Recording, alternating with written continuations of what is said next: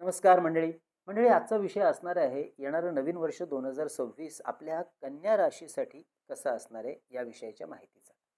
तर सर्वप्रथम तर आपल्या सगळ्या मंडळींना नवीन वर्षाच्या अनेक अनेक हार्दिक शुभेच्छा आमच्या ज्योतिष कट्टा या चॅनलच्या वतीने. मंडळी, मी वास्तू ज्योतिष सल्लागार नयन धोत्रे आपल्या सगळ्यांशी संवाद साधतो आहे आपल्या या आवडत्या यूट्यूबवरील चॅनल ज्योतिष कट्टा यामध्ये. अवश्य चॅनलला सबस्क्राईब करा, सोबत दिलेलं बेलचं चिन्ह सुद्धा दाबा.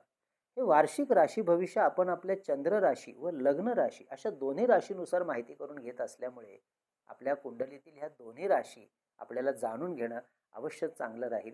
त्याचं सुवर्ण मध्य मात्र आपल्याला ह्या दोन्ही राशी समजून घ्यायचं आहे.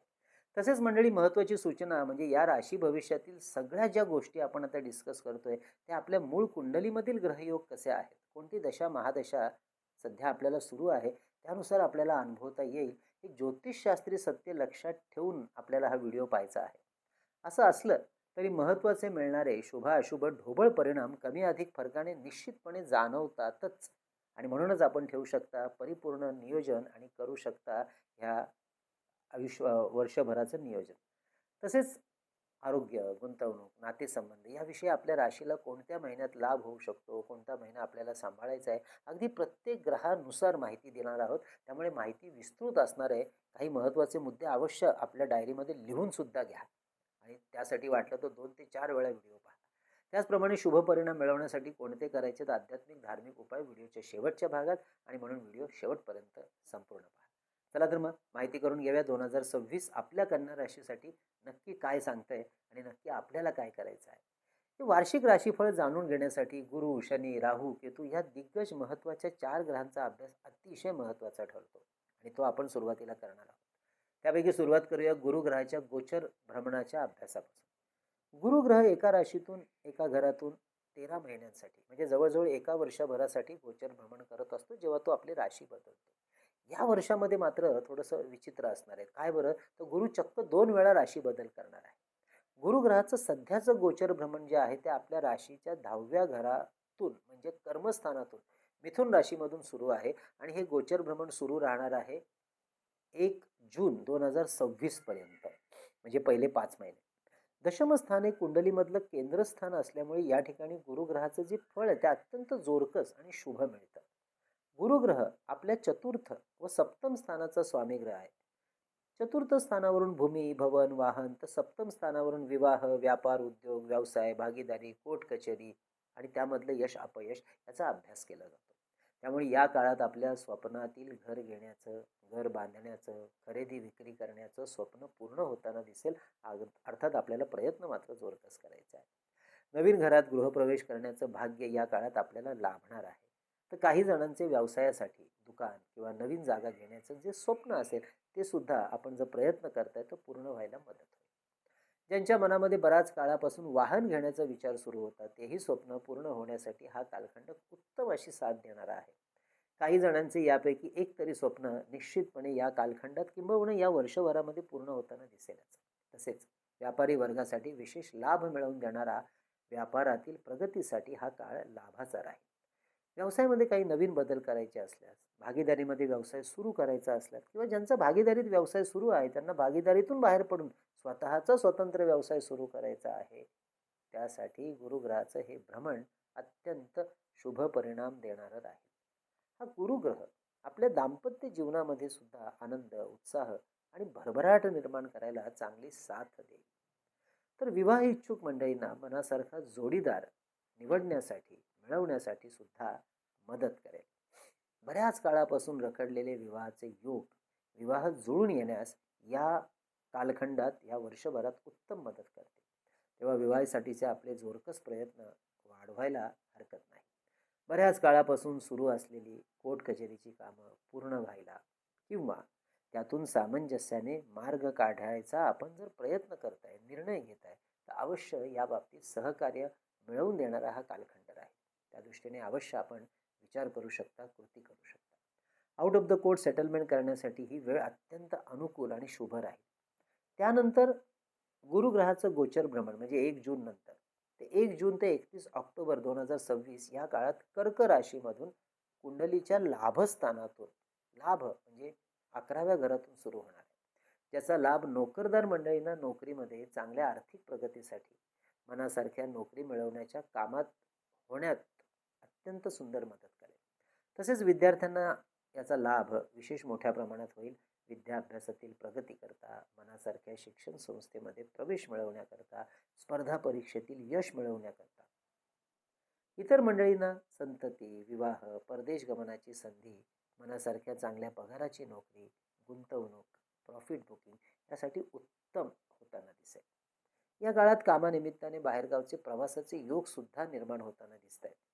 विद्यार्थ्यांसाठी पंचम स्थानावरील गुरुग्रहाची शुभदृष्टी विद्या अभ्यासातील प्रगतीसाठी, यशासाठी लाभाचीच राहणार आहे. त्याचबरोबर करिअरच्या उन्नतीसाठी निवडलेलं शिक्षण आपल्याला चांगलं यशसुद्धा मिळवून देईल. त्यामुळे जी मंडळी करिअरिस्टिक शिक्षण घेत आहेत, करिअरशी संबंधित शिक्षण घेत आहेत, त्यांच्यासाठी सुद्धा उत्तम.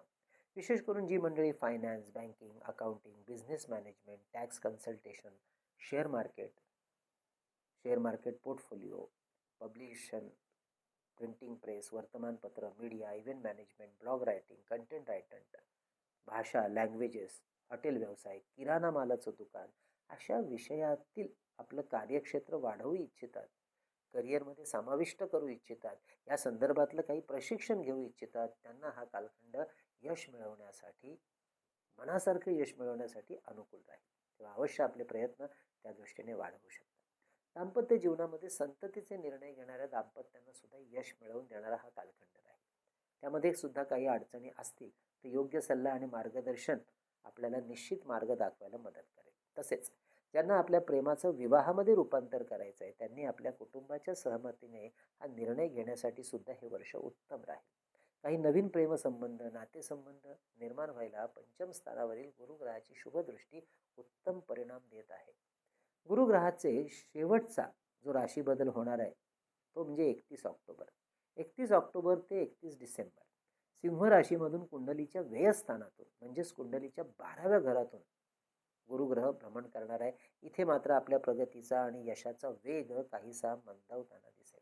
आत्मचिंतन, आत्मबोध घेण्यासाठी म्हणूनच हा कालखंड वापरावा. कारण व्यावहारिक कार्यात काहीसा अशुभ परिणाम ह्या काळात मिळताना दिसतो. मात्र इम्पोर्ट एक्सपोर्ट क्षेत्रात कार्यरत असलेल्या आपल्या राशीच्या मंडळींना, परदेशात कामानिमित्तानं जाणाऱ्या आपल्या राशीच्या मंडळींना मात्र हा कालखंड काही शुभ आणि अनुकूल परिस्थिती निर्माण करेल. धार्मिक कार्य, आध्यात्मिक प्रगती अनुभवायला सुद्धा मिळेल. आता जाणून घेऊया शनिग्रहाचं गोचर भ्रमण. शनिग्रह कुंडलीच्या 7व्या घरातून मीन राशीमधून या संपूर्ण वर्षभरामध्ये गोचर भ्रमण करत राहणार आहे, जे व्यापारी वर्गासाठी अनुकूल आणि लाभाचं वातावरण निर्माण करायला मदत करेल. कारण शनी जिथे असतो त्या गोष्टीचा विस्तार करतो. कोर्ट कचेरीच्या कामातील यश संपादन करायला सुद्धा मदत करेल. अशा वेळेला out of the court settlement करण्याची संधी मिळाली सोडू नका. 7व्या घरातील या शनिग्रहाची दृष्टी मात्र भाग्य, नवम स्थान, व्यक्तिमत्व म्हणजे प्रथम स्थान आणि सुख म्हणजे चतुर्थ स्थानावर पडत असल्यामुळे परदेश गमन, व्यक्तिमत्व विकास, आरोग्य, भूमी, भवन, वाहन यांच्या खरेदी संदर्भात जे काही आपण निर्णय घेणार असाल अवश्य घ्याच, पण ते काळजीपूर्वक घ्या, योग्य अशी आखणी करून घ्या. राजकारणात सक्रिय आणि यशस्वी होण्यासाठी 7व्या घरातील हे शनिग्रहाचं गोचर भ्रमण अत्यंत सुंदर असं शुभ परिणाम द्यायला मदत करेल. आता आपण जाणून घेऊया राहू आणि केतूचे शुभाशुभ परिणाम. या वर्ष 2026 मध्ये अगदी शेवटापर्यंत राहू आणि केतू हे स्थिर राहणार आहेत. राहू 6व्या घरात कुंभ राशीत तर केतू 12व्या घरात सिंह राशीत आणि याच्यातूनच त्याचं गोचर भ्रमण सुरू राहील. राहूचं 6व्या घरातील भ्रमण हे शुभ परिणाम निर्माण करणारं समजलं जातं ज्योतिषशास्त्रात. विशेष करून आपल्या विरोधकांवर वचक निर्माण करणं, त्यांना आपल्या काबूत आणणं.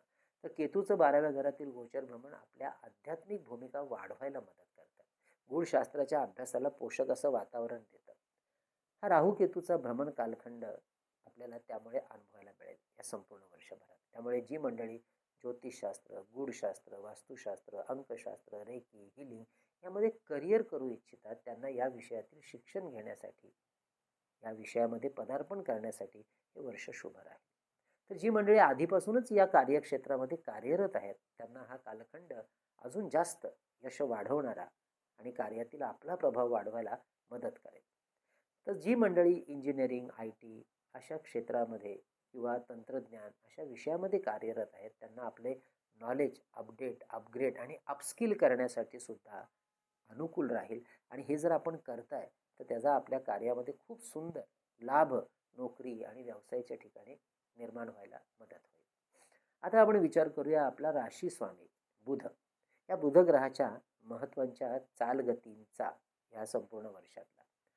बुध ग्रह 10 एप्रिल ते 30 एप्रिल 2026 या काळात 7व्या घरातून मीन या त्याच्या नीच राशीमधून गोचर भ्रमण करत असल्यामुळे विशेष करून व्यापारी वर्गाने जे काही आपले व्यवहार आहेत त्या व्यवहारामध्ये फार काळजी घेऊन व्यवहार करायचे आहेत. कुठल्याही लोभाला बळी पडून गुंतवणूक, नवीन व्यवहार, मोठ्या प्रमाणातली उधारी उसनवारी, नवीन क्लायंट बरोबरचे व्यवहार हे फार सांभाळून करायचे आहेत, नाहीतर व्यवसायात मोठं नुकसान आपल्याला होऊ शकतं. तसेच या कालखंडामध्ये आपल्या वैवाहिक जीवनामध्ये सुद्धा नातेसंबंध याच्यामध्ये वितुष्ट येणार नाही, गैरसमज निर्माण होणार नाहीत याचीही काळजी घ्यायची आहे. कोर्ट कचेरीच्या कामामध्ये या काळात बिलकुल चालढकल करू नका, नाहीतर नुकसान मोठं होईल.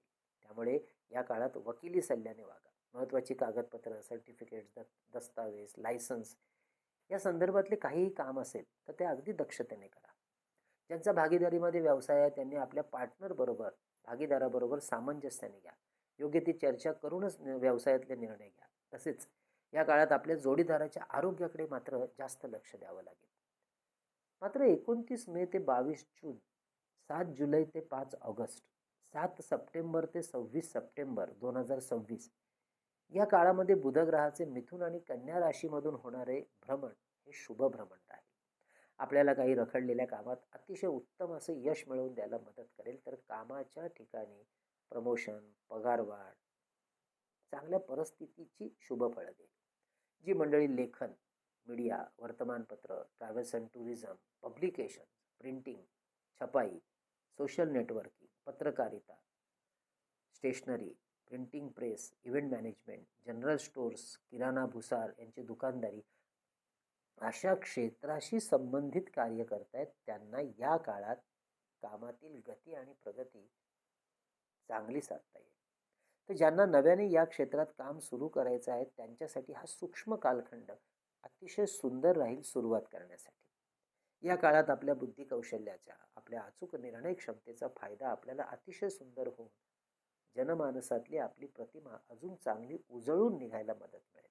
सामाजिक क्षेत्रातील काही महत्त्वाचे प्रतिष्ठा वाढवणारे मानसन्मान सुद्धा या काळात आपल्याला मिळताना दिसते. आता आपण माहिती घेऊया शुक्र. शुक्र हा आपल्या भाग्य आणि धन या दोन्ही स्थानाचा स्वामी ग्रह. 1 मार्च ते 25 मार्च 2026 मीन राशीतून म्हणजे उच्च राशीतून ते 19 एप्रिल ते 14 मे वृषभ राशी, 2 सप्टेंबर ते 5 नोव्हेंबर तूळ राशी आणि 22 नोव्हेंबर ते 31 डिसेंबर तूळ राशी म्हणजे स्वराशीमधून गोचर भ्रमण करत असणार आहे. त्यामुळे आपला आर्थिक नफा, लाभ वाढायला मदत करेल. शेअर मार्केटमध्ये असलेल्या मंडळींना हा काळ तर प्रॉफिट बुकिंगसाठी अवश्य लक्ष द्या असं सांगणार आहे. मात्र 1 ऑगस्ट ते 2 सप्टेंबर, 5 नोव्हेंबर ते 22 नोव्हेंबर या कालखंडात शुक्र ग्रहाचं आपल्याच राशीमधून म्हणजे कन्या राशीतून होणारं जे गोचर भ्रमण आहे ते मात्र आपल्याला आपल्या आरोग्याची काळजी घ्या असं सांगत आहे. विशेष करून स्त्रियांना त्यांच्या मासिक पाळीच्या संदर्भात, गर्भधारणेच्या संदर्भात, तर ज्या मंडळींना किडनीचे आजार आहेत, मूत्रपिंडाचे आजार आहेत, स्किन इन्फेक्शन आहे, पोटाचे आजार, मधुमेह अशा संदर्भात ज्यांना आजार असतील त्यांनी फार काळजी या काळात घ्यायची आहे. कारण कन्या राशी ही शुक्र ग्रहाची नीच राशी आहे. मंडळी ही होती आपल्या कन्या राशीची ग्रहस्थिती नवीन वर्ष 2026 मध्ये. मंडळी आपल्याला सुद्धा आपल्या वैयक्तिक कुंडली किंवा वास्तूचं सशुल्क मार्गदर्शन अशाच रीतीने सूक्ष्म पद्धतीने आमच्याकडून करून घ्यायचं असेल किंवा हे नवीन 2026 वर्ष आपल्या राशीला कसं राहील त्याचं डिटेल माहिती घ्यायची असेल तर अवश्य आम्हाला व्हॉट्सअप मेसेज करून कसं केलं जातं मार्गदर्शन याची आधी माहिती घ्या आणि नंतर आपली अपॉइंटमेंट बुक करा. अर्थात हे मार्गदर्शन ऑनलाईन पद्धतीने फोनवरून करत असलेल्या देशाच्या कानाकोपऱ्यातून किंवा परदेशातून आपण आमच्याकडून सहजरित्या मार्गदर्शन घेऊ शकता आणि त्यासाठी आमचा संपर्क नंबर आहे 9892156163. हा नंबर थंबनेलवर आणि खाली डिस्क्रिप्शनमध्ये आम्ही नेहमी देत असतो. या वर्षातील शुभ परिणाम वाढवण्यासाठी आपल्याला माता महालक्ष्मी आणि महाविष्णू या दोघांचीही साधना आणि उपासना वाढवायची आहे. यासाठी रोज महालक्ष्मी अष्टक स्तोत्राचे 3 पाठ आणि विष्णू सहस्त्रनामावलीचं पठण अवश्य सुरू ठेवा. तर वर्षाच्या शेवटच्या 2 महिन्यामध्ये गुरुचरित्रातला 14वा आणि 18वा अध्याय अवश्य वाचनात ठेवा. ज्यांना शक्य होईल त्यांनी 6 मुखी रुद्राक्ष पूजेत ठेवून त्याचं रोज दर्शन घ्यावं. तर मेरुश्री यंत्र, वास्तू इंद्राणी यंत्र सुद्धा पूजेत ठेवणं आपल्यासाठी भाग्यकारक राहील. व्यावसायिक मंडळींनी कुबेर लक्ष्मी यंत्राची स्थापना आपल्या व्यावसायिक स्थानात उत्तर दिशेच्या भिंतीवर अगदी काचेमध्ये फ्रेम करून अवश्य करावी. ज्यांच्या मूळ कुंडलीमध्ये बुध ग्रह अशुभ असेल त्यांनी अवश्य बुधवार आणि एकादशी या दिवशी विष्णू सहस्त्रनाम याचं पठण उत्तर दिशेला तोंड करून शक्यतो सकाळच्या प्रहरामध्ये आणि त्यानंतर महालक्ष्मी अष्टकाचे 16 पाठ अवश्य सुरू ठेवावेत. मंडळी, या आध्यात्मिक साधना आणि उपासना आपलं आत्मबळ, मानसिक बळ वाढवायला मदत करतात. आलेल्या चांगल्या वाईट प्रसंगांना धैर्याने तोंड द्यायला मदत करतात. अशीच आध्यात्मिक साधना आणि उपासना करण्यासाठी आणि नवनवीन उपासना जाणून घेण्यासाठी आपल्या ज्योतिष्य कट्टाच्या वतीने दत्त महाराजांची पवित्र भूमी सांगली जवळील नृसिंहवाडी या ठिकाणी भरगतच्या अशा आध्यात्मिक कार्यक्रमाचं 3 दिवसाचं आयोजन केलेलं आहे. येत्या नवीन वर्षाच्या पहिल्याच महिन्यात म्हणजे जानेवारी 2026 तारखा असणार आहेत 9, 10, 11 जानेवारी 26 शुक्रवार, शनिवार, रविवार. या कार्यक्रमाची अधिक माहिती घेण्यासाठी, आपली नाव नोंदणी करण्यासाठी अवश्य आमच्या कार्यालयाच्या संपर्क व्हॉट्सअप नंबरवर मेसेज करा. तुम्हाला संपूर्ण माहिती पाठवली जाईल.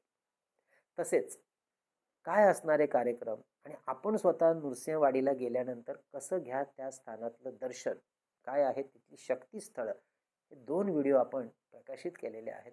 ते व्हिडिओ अवश्य पहा. त्यांची लिंक खाली डिस्क्रिप्शनमध्ये दिलेली आहे. म्हणजे आपल्या ज्योतिष कट्टाच्या वतीने विविध स्तोत्र आणि मंत्र यांचं संकलित केलेलं अप्रतिम पुस्तक चैतन्य लहरी भारतात कुठेही मागवायचं असेल तर 331 रुपये फोनपे करा. त्याचा स्क्रीनशॉट, तुमचा संपूर्ण पत्ता, पिनकोड नंबर आम्हाला व्हॉट्सअप करा. तसेच परमपूज्य टेंभेस्वामी महाराजांनी रचलेला अप्रतिम ग्रंथ श्री सप्तशती गुरुचरित्र सार, हा ग्रंथ आबाल, वृद्ध, स्त्री, पुरुष कोणीही वाचन, पारायण करू शकतात. 151 रुपये फोनपे करून हा ग्रंथ आपण मागवू शकता. तर अष्टोत्तर शतनामावली यामध्ये 108 नावांचं संकलन केलेलं आहे. विविध देवदेवता आणि काही महत्त्वपूर्ण ग्रहांचं सुद्धा. हे पुस्तक सुद्धा आपण मागवू शकता 151 रुपये फोनपे करून.